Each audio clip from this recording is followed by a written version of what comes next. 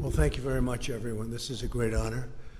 And I see you have social distance on your mind, and that's a very good thing. Jovita, congratulations. Tremendous job you're doing. I want to thank everyone for being at the White House, a very special house, a very special place, no matter where you go in the world. I love the White House, and being here in the East Room of the White House in particular, where so many important functions have taken place over the years. And today we're really celebrating American workers and small businesses, and we've done a job for you, and we're going to make it so as we open up our country, you're going to be in good shape as opposed to be either losing your business or how do we get some people to work here, especially since your employees were so good over the years, and those are the ones you wanted. So we made that possible for you. We're delighted to be joined this afternoon by representatives of several incredible small businesses from across our country. Also with us, our Treasury Secretary, Steven Mnuchin. Steve, thank you very much. And SBA Administrator. You've been busy, Steve, by the way? A little bit, right? Broke every record in the book. And SBA Administrator, Jovita Carranza. Thank you, Jovita. Have you gone to sleep in the last 2 weeks? I don't think so, right? You broke every single lending record, numbers of loans, amount of loans, small business. It's actually a very big business when you think about it. Thank you very much, Jovita. Great job. As our nation battles against this terrible scourge, we continue to pray for the victims as well as for those Americans who are grieving their lost ones and their loved ones. There's never been anything like this. We suffer with one heart, but we will prevail. We're coming back, and we're coming back strong. We built the greatest economy anywhere in the world 2 months ago, and we're going to build it again. We're going to build it fast. It's going to go very quickly. And Larry, thank you for being here very much. You see what's going to happen. I think you have the same feeling as I do. It's going to come back very fast. Now that our experts believe the worst days of the pandemic are behind us, Americans are looking forward to the safe and rapid reopening of our country. Throughout this ordeal, millions of hardworking Americans have been asked to really make tremendous sacrifices. It's sacrifices like nobody thought would even be possible. Nobody thought would ever be talking about something like this. This virus has inflicted an enormous and painful toll on our nation's workers and small businesses. That's why last month I asked Congress to pass the Paycheck Protection Program, giving small businesses emergency economic relief to keep workers on the payroll. 4 weeks ago, I was proud to sign it into law. We did that at a great ceremony with many of the people here and the officials here, and it was something. And I can tell you, I'm going to ask Steve to say a few words, but the kind of numbers and the kind of jobs they've done and the kind of jobs that have also been saved, it's incredible. You'll be seeing that in the coming weeks. The Treasury Department and the Small Business Administration launched the program in record-breaking time, just 1 week. And in the 14 days following its launch, we processed as many loans as the SBA would typically process in over 14 years. So in 14 days, they did more work and more loans, both in terms of applications and in terms of dollar amount, than they did in 14 years. 14 days, 14 years. Easy one to remember, right? That's some record. The first round of funding provided more than 1.6 million small businesses with over $340 billion so that American workers can retain their jobs, receive their paychecks, and help our economy take off quickly once America reopens for business, which is happening right now as we sit. We're going to be all set. You all ready? I know you are. I talked to you back there. You're ready. You folks are ready. Our swift action supported or saved 30 million American jobs at least. And last week, Congress answered our call to replenish the program, and I was honored to sign an additional $320 billion for American workers into law.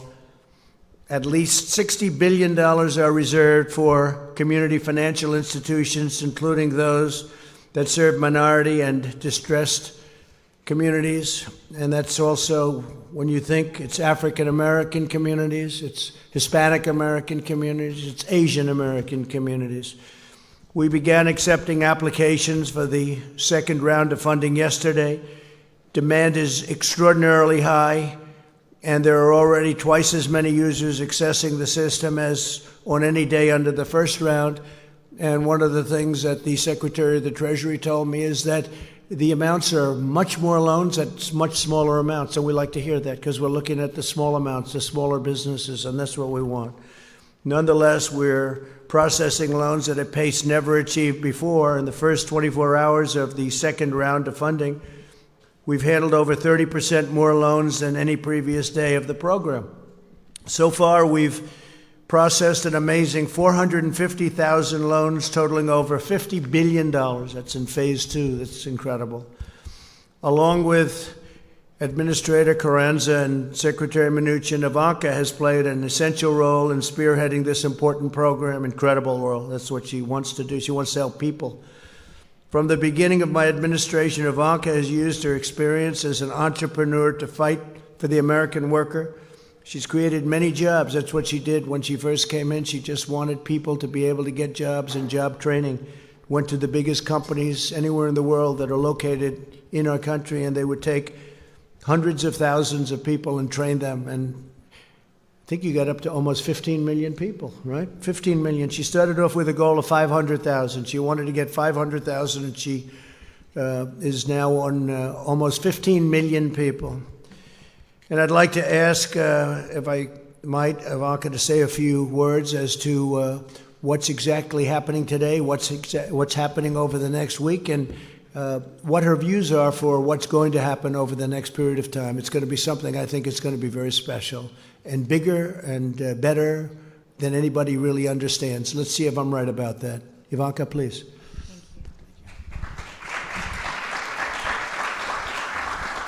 Well, thank you, everyone, and thank you, Mr. President, for convening this incredible group of entrepreneurs and small business owners who very much represent the soul and the spirit, the grit and the tenacity of America's small business owners across the nation. So we're grateful to each and every one of you for joining us here today, and very excited to hear your stories and hear specifically about how you're going through this challenge and how through the Payment Protection Program and through the PPP, you are able to keep your workforce employed. It's about your businesses thriving and growing within your communities. It's about your workforce, who each of you cares very dearly about. And I'd like to make a special call out of thanks to Secretary Mnuchin for his tireless work on this front.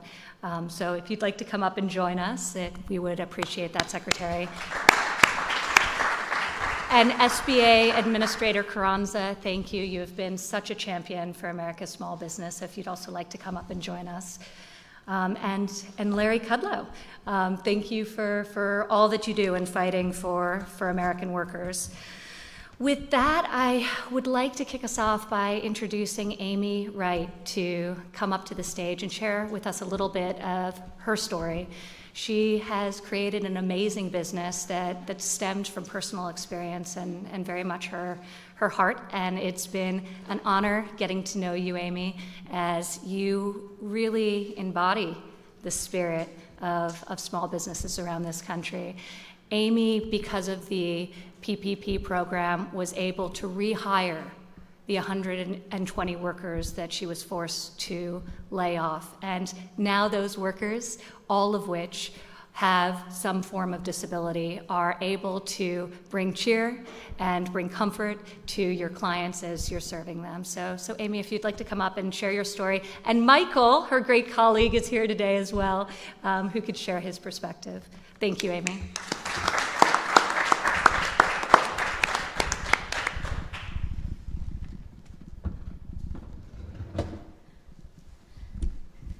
Thank you, Ivanka, Mr. President. I'm so honored to be joined by my employee, Michael, who you will hear from in just a moment. Biddy and Beau's Coffee is more than a coffee shop. It's a human rights movement. We employ 120 people with intellectual and developmental disabilities, and for most of them, it's their first paying job, which made the decision for us to temporarily close all 5 of our shops especially difficult. But thanks to the Paycheck Protection Program and the incredible team at Live Oak Bank, all 120 of our employees are back on the payroll today and working from home, writing handwritten notes that we include with each online order we ship.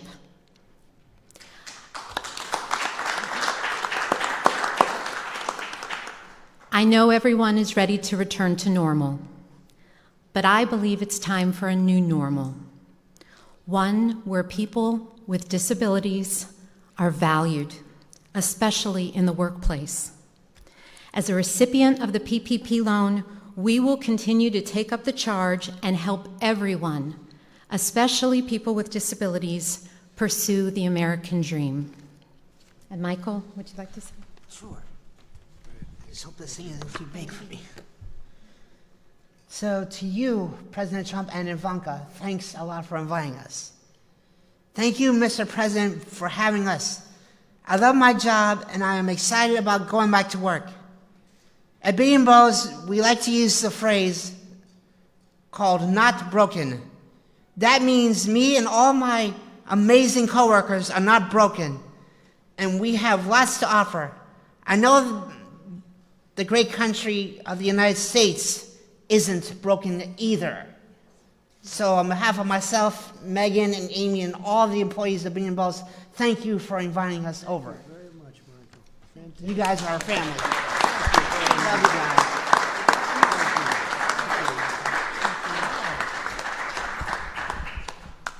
guys. That's better than we did.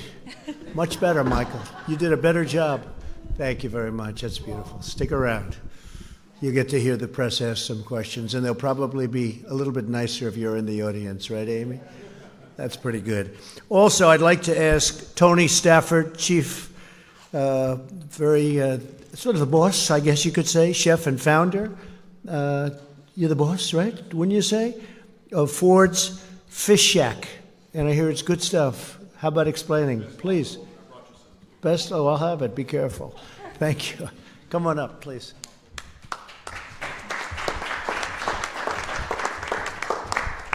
Thank you.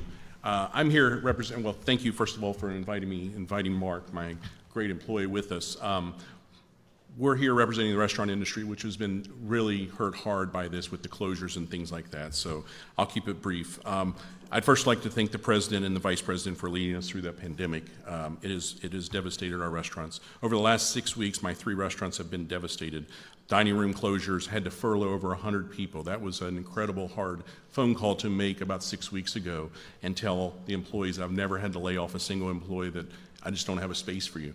We just don't have, the restaurants are closed, and it was just extremely hard, and it was very emotional, and it was one of the hardest choices I ever had to make. So it was tough, but I promised every employee we would do our best to bring them back, and we would fight every day, tooth and nail, to get them back into the restaurants and be successful like we were the 10 years before all this terrible stuff happened.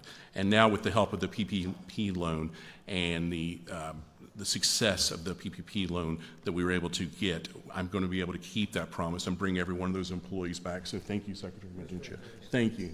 And it's been awesome to be able to tell them that we're going to weather this storm, we're going to get through this, and we're going to be stronger and more agile once this is over. The one thing that you can see with the restaurants, we're surviving out there. We're doing things that we didn't do before with carryout and curbside and delivery and all those meal plans. Those things are awesome to see my fellow industry leaders out there doing in the restaurant industry. So I commend every one of those restaurants that's fighting to survive out there. And so thank you all for that.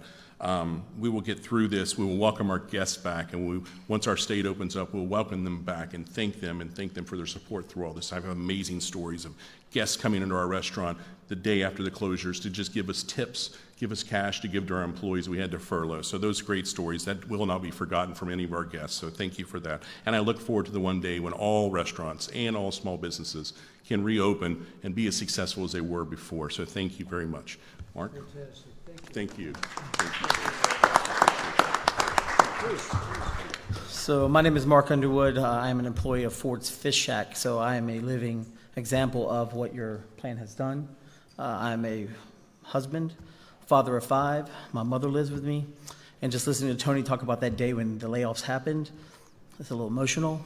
But with the PPP It has now given life to my family. It has injected hope in our business, and it's allowing us to fight the fight.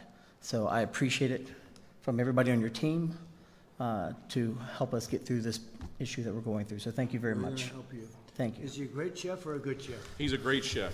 Thank you very much. Thank you. Thank you. Larry. Thank you. That's great. That's a great story. Your mother lives with you, 5 children. That's a great story. So that was a rough day, right? Wasn't it? Huh? Never happened to you before, probably.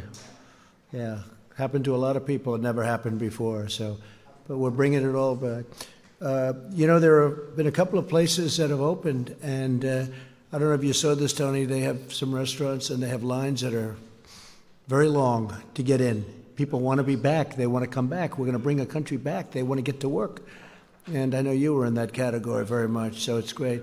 Thank you, fellas, very much. Jackie Crick, CEO and founder of ECU Communications. Jackie, please.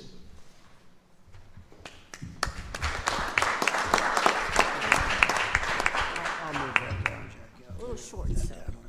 I'll get in trouble for touching it. They'll say, he touched the microphone. What am I going to do? Thank you, Mr. President, Ivanka, Secretary Mnuchin, and Administrator Carranza. It is a pleasure and an honor to be here. My name is Jackie Crick. I'm originally from Bogota, Colombia, in South America. Yay. And I've been here many years, and a big part of those years that I've been here, I've been CEO of ECU Communications, which I founded 16 years ago. We focus on advertising and marketing with niche products for diversity recruitment and outreach programs. But more than anything, we're a woman-owned small business, minority-owned 100%. So just like many of the stories that I've heard before me, and I'm sure the ones that are coming, we are concerned about the future. And being able to get that PPP loan has given me and my staff a little peace of mind to know that we're going to be okay. Just at the end of February, I hired 3 more staff members. We're 30 now. So when we heard the news about going home and working from home or not being able to work from home, you know, the first thing that goes to your mind is, how am I going to support or tell these folks that they need to go? Being able to get the PPP loan has given me the ability to have that peace of mind that I'll keep them, their treasured staff, and I'll be able to continue to focus on my program. Thank you so much for what you do, for your leadership. Thank you. Great job. Thanks. Thank you, Jackie. Great job. Chris Stansbury, co-founder and partner, West Virginia Eye Consultants. I like West Virginia, you know. I like it. We'll put that up. He likes you, sir. I like it. They like me, too. Thank you, Mr. President. Thank you, Ivanka, Mr. Secretary, Madam Administrator. Appreciate the opportunity to be here today. It's just an honor and a privilege as a small business owner. It's very meaningful to have this opportunity. My company is called West Virginia Eye Consultants, based out of Charleston, West Virginia. And we started in 2011, and we had 2 doctors, 1 employee, and 1 location. And over the last 9 years, we've been blessed with a lot of growth. We've worked hard. And in February, we celebrated our 9th anniversary with 7 locations, 7 doctors, and almost 60 employees. So it's been a great ride. But just a month later, thanks to COVID-19, we shut most of it down. And my partners and I were just overwhelmed, just bewildered. We weren't sure how we were going to survive this. But thankfully, Congress passed the CARES Act, and President Trump signed that into law. And as part of that, the PPP loans became available. And my partners and I applied for PPP loan through the SBA, and we were so gracious and so thankful to receive that, because it's been a lifeline for us. As soon as we received those funds, we were able to start paying our utilities, our rent, and start bringing some of those employees back that we need to get staged to begin to reopen the economy. And so we're just so grateful for President Trump's leadership and Congress for working with him to get us through this crisis. So thank you so much, sir. We appreciate all your help. Thank you. So you do eye examinations, doctor? Yes, sir. And you do glasses and all that? I may have to see you. Okay? I guarantee you're probably better than these high-priced people. I used to see the highest priced, and they were not the best. I'll bet you're better than all of them. So I may have to see you, doctor. I'm serious about it. We can do something quickly, all right? You move quickly too, right? No long meetings.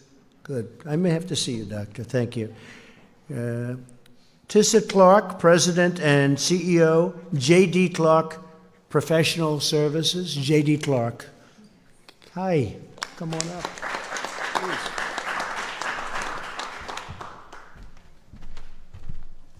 Thank you, Mr. President, Ivanka, Mr. Secretary, and Madam Administrator. I am Tissa Clark, President and CEO of J.D. Clark Professional Services. I am a general contractor and property maintenance manager for the affordable housing, hospitality, as well as our government agencies, particularly our nonprofits. Most of my employees are the underserved, underemployed, or unemployed. And having the opportunity to be able to apply for a program such as the Paycheck Protection Program allowed me to keep those individuals employed. As a small business owner, my company is based out of Prince George's County, Maryland, and I've been in business for 12 years. And as a small business owner, we never want to fire or lay off, and even to the extent of ourselves not receiving a paycheck. And so I forgoed my paycheck until I could get funds. And so now with the funding that we received via M&T Bank on last Monday, it has allowed us to continue to pay our staff and for even myself as the business owner to once again take a paycheck. So this program is phenomenal for our small businesses. Also, as a side note, Madam Administrator, I did also apply for the Economic Injury Disaster Loan, and I did receive my advance on Tuesday of last week. So these programs are very critical for the small business community, but I do believe that we as small business are strong and we are resilient and we will bounce back. Thank you. Have you ever thought about running for office? You could do it very easily. Huh? You are something. That's a very good job. Thank you very much. Luke Bernstein, Executive Vice President, Chief Retail Officer, and Chief Communications Officer for Orrstown Bank. Come on up, Luke.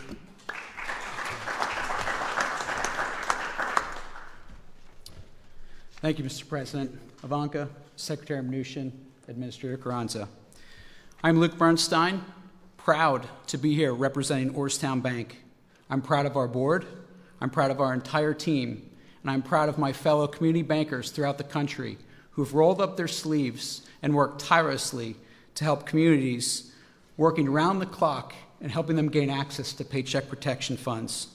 Orrstown is a small 101-year-old community bank based in Pennsylvania and Maryland, and in just 14 days, we were able to process approximately 1,500 paycheck protection loans totaling $370 million. In those 2 weeks, Orrstown processed more loans in total amount than we did in an average year last year. We did more SBA loans in 14 days than in our entire 101-year history. Why? Because this is about the communities. This is not about Orrstown Bank. This is not about banks. This is about people. The stories you're hearing today. This is about what's going on Main Street. The stories of what's happening with the Paycheck Protection Program are not only heartwarming, they're inspirational. We're helping pizza shops, delis, healthcare workers, repair shops, construction companies, and countless others get access to these funds. These people need this money. They're getting a lifeline through this program. Every job is life-sustaining to someone, and the PPP is saving the livelihoods of those in our communities.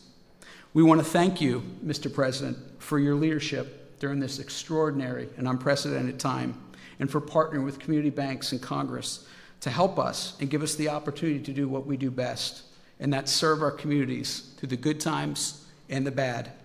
You have unleashed the innovation of the private industry and we are going to respond. We also want to thank Secretary Mnuchin and Administrator Carranza and Congress for supporting this program and giving the opportunity to community banks around the country to join together and help those in need. With this program, we can do that. Thank you, Mr. President. Thank you. Thank you very much, Luke. That's a beautiful job. Brandon Hudson, President, Ed and Jim's Body Shop. I know what that means. I'll bet you fix beautiful cars. You make them beautiful, right? I'll bet you do. Please come up. Thank you, Mr. President, and Ivanka, Secretary. And instead of celebrating on our anniversary on April 1st of being in business, we began furloughing employees. So I would like to take the opportunity to thank President Trump for quickly signing the PPP into action. Because of this program, Ed and Jim's is able to rehire all of our furloughed employees and provide them with a paycheck starting this week. This program has given our small business the funds needed to operate and maintain through this crisis. With everything we've gone through, I can't extend our thank you enough to President Trump for everything he's done for small businesses like us in the automotive industry at a time where our business really depends on people leaving their house and driving. So, Mr. President, thank you very much for what you've done for us and the industry. Thank you. Thank you. And what do you do with cars? Explain, maybe. Our businesses, we repair cars. We're a collision repair shop, Parkville, Maryland. So we work with a lot of insurance companies. We have walk-in customers. So if you get into an accident, unfortunately, we're here to help you out. Can you generally fix, like when there's a problem with a car, can you generally fix it without sending for new Yeah. pieces? Or do you generally have to put new pieces on if it's a big collision? It depends. On a big collision, we're mostly probably replacing some stuff, but we can repair a lot of things. So, we've been fortunate enough that we are able to repair a lot of things, but, with the demand for manufacturers to move to producing other things such as PPE and things like that, we're a little nervous about what that means for the future for us right now. But, we know Well, now you'll it's do the gonna right, be great. you'll do the right thing for us. After today, you'll have a lot of customers. We appreciate you, sir. Fantastic. Thank you. Thank you very much. Thank you, Brandon. Thank you, Brandon. Ally Mills, Executive Vice President, Plum Contracting, Inc.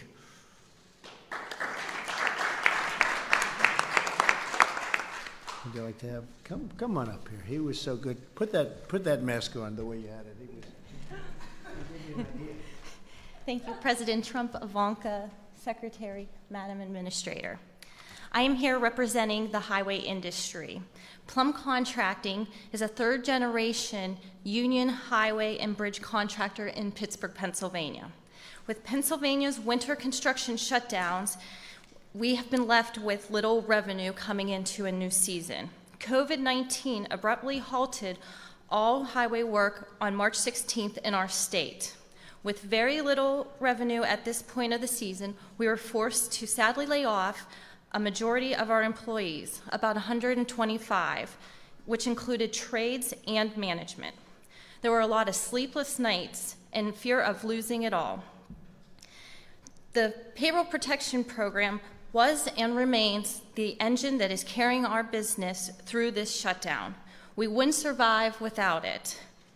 With our PPP approval, by May 1st, we anticipate our company running at full capacity when the highway industry is permitted to return back to work.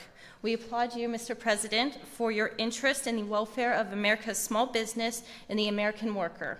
And thanks to all that, my company will be here to work on a big infrastructure program very soon when you're ready to do that. Good.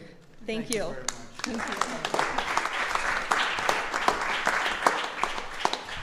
I was with Governor Ron DeSantis of Florida, which is interesting from your standpoint because we talked about the business that you're in, and he noticed that right into the immediate shutdown, he noticed there was very few cars on the road, and he did very opposite of what a lot of governors did. He said, "This is a great time to fix our roads and highways," and I said, as soon as he said it, this was in the Oval Office 2 hours ago, he said, "I noticed there was very few cars, and isn't that better than fixing them during rush hours and when there's traffic and when it's booming, like hopefully over the next few months it's going to be again, just like it was before, the best we've ever had, and then we had to close it down." So he's fixing roads and bridges and doing a tremendous amount of work during this period of time, and I thought it was very smart. So it's a little bit the opposite, but to each his own, right? To each his own, but it made a lot of sense to me when I heard it.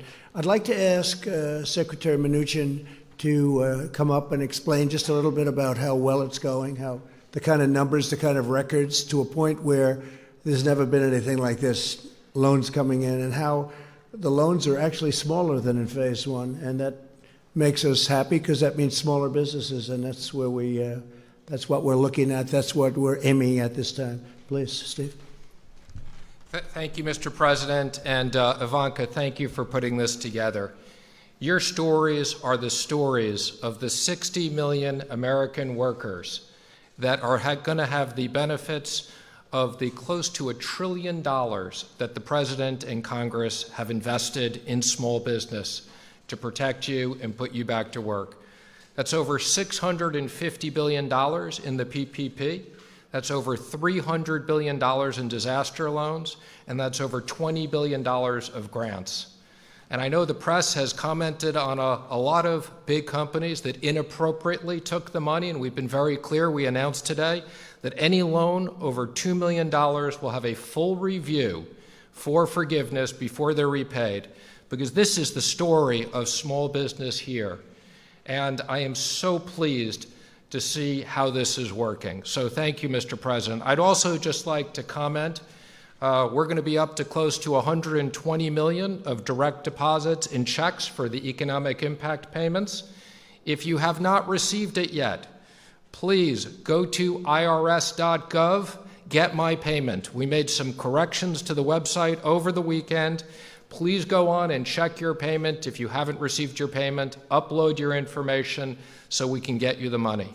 The combination of the direct payments, the PPP, the disaster loans, and enhanced unemployment insurance is the investment that the President has made in American business and American workers. Thank you, Mr. President. Thank you very much, Steve, very much. And on the enhanced, thank you. And Steve, on the enhanced payments, we're really looking to the state to give that out. And unfortunately, some of the states have very old computerized equipment from many generations ago.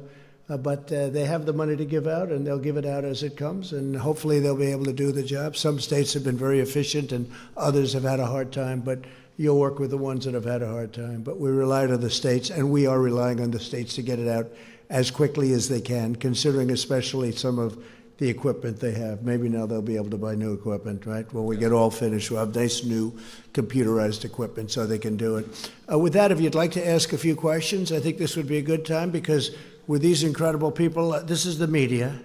You've heard me talking about it on occasion, seldom, right? But on occasion. And I think with you in the room, I have a feeling that they'll ask me much nicer questions. They'll tone them down, right? And thank you for the apology. I appreciate it. That was very nice. Yahoo! I appreciate it. It was very nice. Yeah, go ahead. Jim, go ahead. Yes, Mr. President. Today, the U.S. hit a grim milestone of 1 million cases of the coronavirus. Back in late February, you predicted that the number of cases would go down to 0. How did we get from your prediction of 0 to 1 million? Well, it will go down to 0 ultimately. And you have to understand, when it comes to cases, we do much more testing than anybody else. So we could go to some of these other countries, you know, as an example, China. If you test, you're going to show many more cases. So we're doing more testing than any other country in the world by far, which we just discussed over in the Oval Office. So we're going to show more cases because we're doing much, much more testing, double anybody else. Somebody said if you add everybody else combined, that would be a number. And it will be at the appropriate time, it will be down to 0, like we said. Weren't the experts at the time saying that the number of cases would go up, we would have community spread? Well, experts, yeah. was warning about this. Right. Also, experts, many very good experts, very good people too, said that this would never affect the United States. It wouldn't affect Europe. It wouldn't affect anything outside of China. So we were listening to experts, and we always will listen to experts. But the experts got it wrong. A lot of people got it wrong, and a lot of people had no idea it would be this serious. I listened to experts. I'll tell you what, I did something that the experts thought I shouldn't have done. I closed down our country and our borders. I did a ban on China from coming in other than U.S. citizens. And we did very strong checks on even our U.S. citizens. Ron DeSantis was telling me before that when they came in, people were put into quarantine, people were checked, and we're doing that now. So, yeah, I think we did something well ahead of schedule. We did that at the end of January. People were talking about this wouldn't have an impact, as you know, even into March. So I think we've done a great job in the sense that we were early.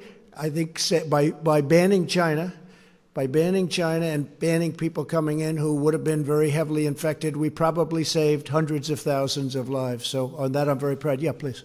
Mr. President, it's actually Secretary Mnuchin as well. What about the idea of another round of stimulus payments to American taxpayers directly? Democrats, of course, up on the Hill are talking about the idea of guaranteed income, which obviously could go on for months and months and months. Yeah. What about another round of... Well, I like the idea of payroll tax cuts. I've liked that from the beginning. That was a thing that I really would love to see happen. A lot of economists would agree with me. A lot of people agree with me. And I think, frankly, it's simple.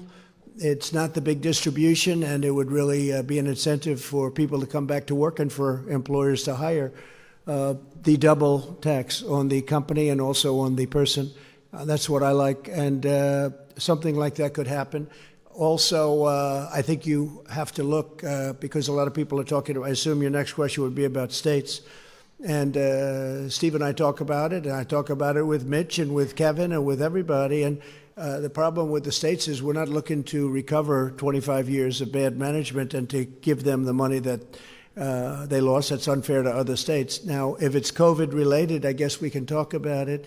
But we'd want certain things also, including sanctuary city adjustments, because we have so many people in sanctuary cities, which I don't even think are popular, even by radical left folks, because what's happening is people are being protected that shouldn't be protected, and a lot of bad things are happening with sanctuary cities. But that's just standing up here answering this question. That's one of the things I think about.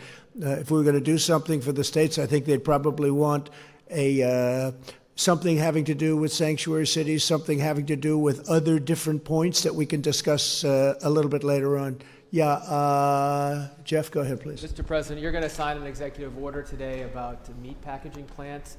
It affects liability for them. What efforts or what measures are you looking at for liability for other industries and other businesses? Well, we haven't been talked about. It hasn't been asked on other industries yet. But with the meatpacking and with the transportation, we have had some difficulty where they're having a liability that's really unfair to them. And we're going to be doing that. I think, Mark, we're going to be doing that fairly soon. It's getting drawn up. I should be signing that over the next hour or so, taking the liability, which frees up the entire system.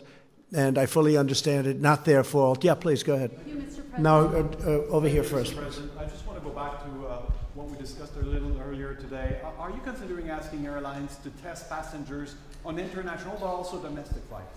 Yeah, we're looking at doing it on the international flights coming out of areas that are heavily infected.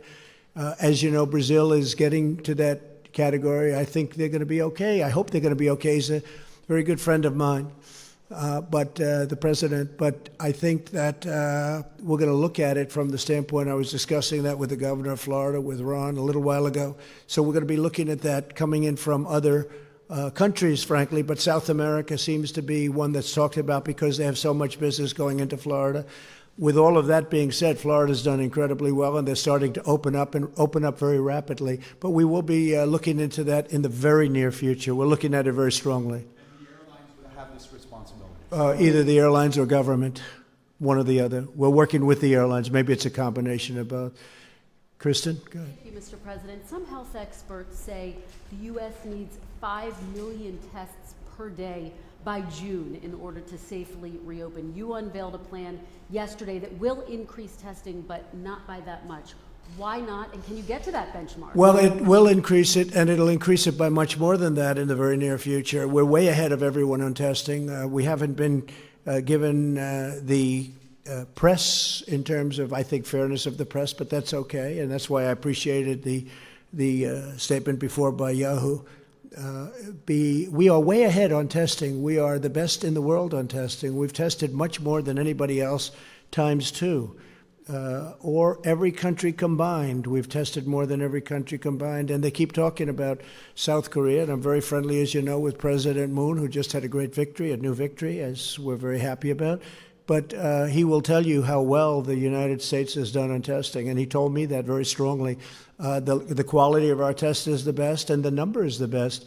Now, with all of that being said, we will be going to an even higher number, and it goes up exponentially. And I've told you that we inherited a very broken test, a broken system and a broken test, and within a short period of time, we were setting records. So we have set records. We've done more than the entire world combined. We've done more than any other country in the world. So I think we've done a really good job. Now, with that being said, not everybody feels as strongly about testing as others. We have some governors that are very strong on testing. We have other governors, frankly, that aren't nearly as strong on testing. Their test is much more modest, and their real test is when people stop getting sick, and they'll be able to do that too. And I understand both systems very well. But we're going to maximum testing, even though some people won't even want to use it. I hear you saying you're confident you can surpass 5 million tests per day? Is that? Oh, well, we're going to be there very soon. If you look at the numbers, it could be that we're getting very close. I mean, I don't have the exact numbers. We would have had them if you asked me the same question a little while ago, because people with the statistics were there. We're going to be there very soon. We're really doing. I mean, I watched your report on NBC today, and it was an incorrect report, because we're really doing a great job on testing. Unfortunately, the administration, the people that work our government, hasn't been given the kind of credit that it deserves. Last month it was about ventilators. Now we have so many that we're able to give them to Italy, France, Spain. Other countries have been asking us for ventilators. We're making over 150,000. We've distributed thousands and thousands. New York is in great shape with what we've done, as you know. New Jersey's in great shape. We spoke just recently. Ivanka just spoke with the governor, and they're in very good shape with the ventilators. I mean, everybody has, and most of them have far more than they'll ever need. They're starting to send them back. So nobody went without a ventilator, and yet if you read the media from a month and a half ago, it was all about ventilators. And ventilators are tough. That was a tough thing, but we should be very proud of our country. We took assembly lines and they converted from cars and other things into ventilators. And the job that we've seen has not been seen since World War II. What they have done in terms of the manufacture of very high-grade ventilators is amazing. So now we don't hear about that. And I noticed that the testing is starting to die down, because we now have the best testing anywhere in the world by far, and we have more. And that's a good thing. That's a very good thing. I'm happy about it. We had a call yesterday with governors, and I will say that I'm sure many of you were on that call, even though you shouldn't have been. They shouldn't have been, Amy, but they were. I wonder how that happened. But you heard the governors were thrilled. Now, the following day, if you'll get a Democrat on the call, they'll say, you know, I saw some of them today. They were so thrilled yesterday on a call that they thought it was a close call. And today they were good, but they weren't the same as they were yesterday, because that's the business. They want to try and win on November 3rd. But we're doing a job the likes of which nobody's ever done. And I'm not talking about myself. I'm talking about people in the Army Corps of Engineers, where we built hospitals, where we built thousands and thousands of beds all over the country. New York, what we did was incredible. 2,900 beds in a matter of days. What they've done is so incredible. And FEMA, what they've done. And the doctors and the professionals and all of the people that you see me with all the time. You know, these are great people.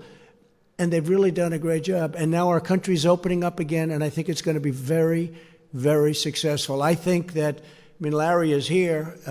We talked about it, and we talk about it all the time. I think that third quarter, it's obviously a transition quarter, but I think it's going to be okay, maybe better than okay. Larry thinks better than okay, I think even more so than I do. And then I think fourth quarter will be great. And I think next year is going to be a tremendous year for this country. Jennifer? Yes, on the PPP loans, can you say who's going to be responsible for that review that Secretary Mnuchin mentioned on the loans above $2 million? Who exactly will be responsible? The SBA will be responsible, and they have a team of people. They'll bring in additional people, And again, I want to assure the American public and the American taxpayers, we will make sure that these certifications were done accurately, or the loans won't be forgiven and there will be liability. Mr. President, Mitch McConnell today told some Republicans on a phone call that he does not want to fund infrastructure in a coronavirus stimulus bill. Do you have a reaction to that? I think Mitch is looking at it, as I do, to an extent, as the infrastructure. He likes infrastructure. We all do. We have to rebuild our country. $8 trillion has been spent. I wasn't in favor of it. I can tell you that in the Middle East. $8 trillion. Think of it. And yet you wanted to fix a pothole in a roadway or in a highway in this country, and you didn't do it because they didn't have the money, because so much money was spent in the Middle East. Well, that's, as you know, a whole different story now. And we want to do infrastructure, but a lot of the Republicans would like to keep that as a separate bill. So we'll see how that works out, Jennifer. We'll see. Yeah, please. Mr. President, you said at the top of your remarks that you feel the worst of the pandemic is behind us. But without a treatment, without a vaccine, and states now reopening, how can you be so sure? Well, I think that, like other things, hopefully we're going to come up with a vaccine. You never know about a vaccine, but tremendous progress has been made. Johnson & Johnson and Oxford and lots of good things. You've been hearing the same things as I do. Tremendous progress has been made, we think, on a vaccine. You always have to say think, and then you have to test it, and that takes a period of time. But a lot of movement and a lot of progress has been made on a vaccine. But I think what happens is it's going to go away. This is going to go away. And whether it comes back in a modified form in the fall, we'll be able to handle it. We'll be able to put out spurts. And we're very prepared to handle it. We've learned a lot. We've learned a lot about it, the invisible enemy. It's a bad enemy. It's a very tough enemy, but we've learned a lot. It's in 184 countries, as you hear me say often. It's hard to believe. It's inconceivable. It should have been stopped at the source, which was China. It should have been stopped very much at the source, but it wasn't. And now we have 184 countries going through hell. But I think that a lot of good things are going to happen, and I really believe that fourth quarter is going to be maybe tremendous, and the next year I think has a chance to be really getting close to record setting. We hope so. We hope we can be back where we were. We had the strongest economy anywhere in the world, and I hope we're going to be back there again. Go ahead, please. Yes, you've spoken about your friend who passed away. I was wondering if you've spoken to the families of anyone else who's lost loved ones to COVID-19, if there's any particular stories that have affected you. Well, I have many people. I know many stories. I've spoken to 3, maybe I guess 4 families unrelated to me. I lost a very good friend. I also lost 3 other friends, 2 of whom I didn't know as well, but they were friends and people I did business with, and probably almost everybody in the room did. And it's a bad death. It's a bad thing. It grips onto some people. Now we found out that young people do extraordinarily well. That's why I think we can start thinking about schools. But of course, we're ending the school season, so it wouldn't be probably you wouldn't be back for too long. I notice where Purdue University, a great school in a great state, wants to open and have students come in. I think that's correct. Some colleges, I think I saw Harvard wants to have students come back in the fall. I would hope that they'd have students. I think that the whole concept of computer learning is wonderful, but it's not tele-learning. But it's not the same thing as being in a classroom in a great college or a college of any kind, college, university. There's nothing, you can't replace that. So hopefully they're going to be coming back. Young people do very well with this horrible scourge. They do very well. So I am going to see you tomorrow, and we'll have other things to talk about. We have a lot of interesting things. I don't think we should have a news conference today because this is a news conference. In addition, it's a celebration of these incredible people that have done such a good job. And I think we found a couple of stars in this room today. I won't tell you who, but there are a couple. This guy right here is the biggest star in the room, right? We'll all agree he's the big. I vote for you, okay? Great job you've done, and I really appreciate it, too. I appreciate you being here. Couldn't have done better. Of course, Megan and I maybe let to know if you and some of your hostess, staff members, bodyguards, or anybody in your company would like to come to Annapolis to our company. Be careful, that could happen. That could happen. Be careful. We'll have to do that, Amy. I think maybe we could do something like that. You're very good. He's stolen the show, right? Do we agree? Doc, I'll tell you, I'm getting ready with the eyes. Come on with me if you want. Do a quick one.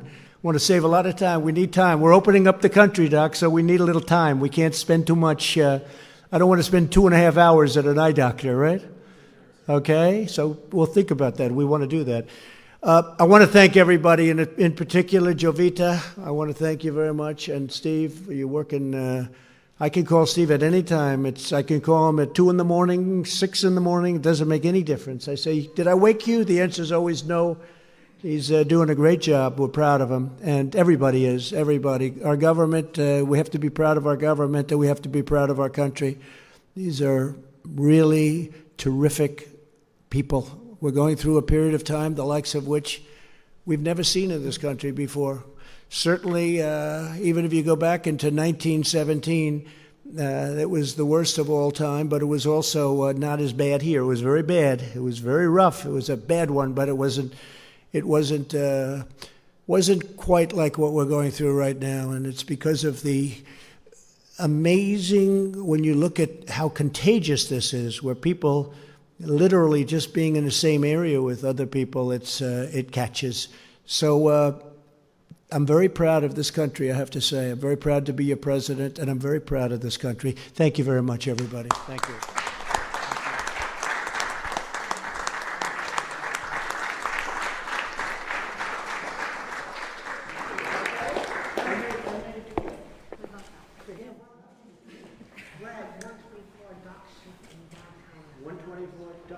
Dock Street in and out. Okay?